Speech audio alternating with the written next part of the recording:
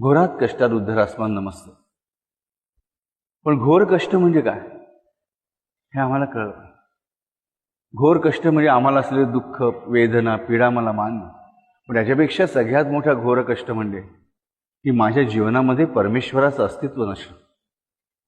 हा सगळ्यात मोठा घोर कष्ट आहे, आम्हाला समजलं पाहिजे. कारण ते आहे, परमेश्वराचं अस्तित्व माझ्या जीवनात नाही आहे. हा घोर कष्ट आहे म्हणून माझ्या जीवनात सगळी दुःख आहेत.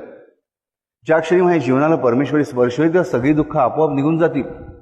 हे मला सगळ्यात महत्त्वाचं कळलं पाहिजे की हे स्तोत्र म्हणताना की घोरात कष्टात उद्धरासमान नमस्ते म्हणजे परमेश्वरा हा विभक्तीचा जो घोर कष्ट आहे तो पहिल्यांदा अभक्तीचा घोर कष्ट आहे ना तो दूर कर.